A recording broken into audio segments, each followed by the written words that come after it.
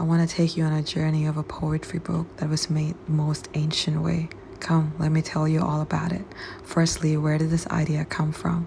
17th of August 2025, I made my way to Montreal to celebrate my sister and found myself having my own party. Then I realized it was 100 days before my birthday, and what did I want to do? I wanted to write 30 lessons before I turned 30. So I began writing it, sharing it with my close ones, with my grandmother, with my sisters, and I found this shop in Nepal that prints it without cutting down a tree, owned by Ram. This is his family. So I made my way there to the beautiful ancient Nepal. The street is called Bhaktapur, where it was created. It's all in these middle alleys. You see how beautiful the bricks of this place are. Imagine how ancient the books would be of something that was printed among this beautiful land. So this was the paper factory, and as I entered that place, I felt like I went back 50 to 80 years, like a temple, with the way they were living, with the way they were doing stuff.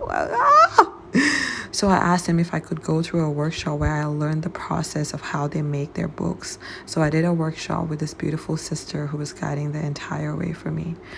And during this process, I sat down with them, felt their energy, saw their devotion and patience into creating this, and seeing the whole process with my own hands of how exactly it used our hands to bring something to life rather than machines to do it on a fast pace.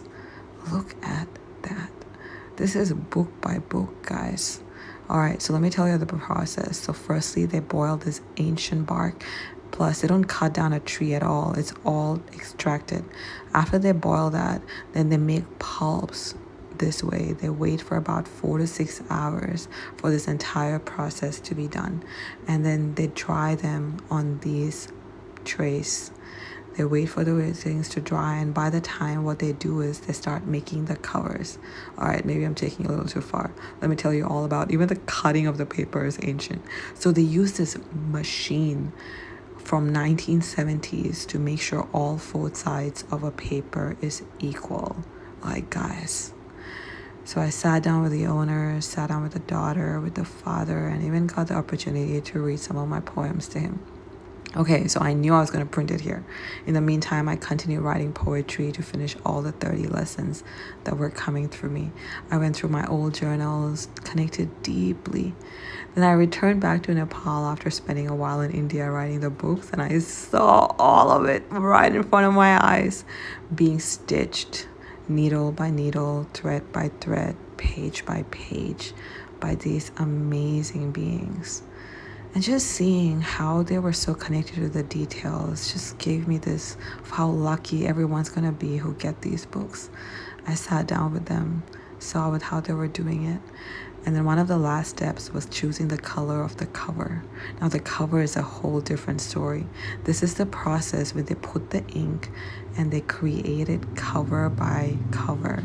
And then once it's done, they have to dry it themselves. Like, how much more organic can it get?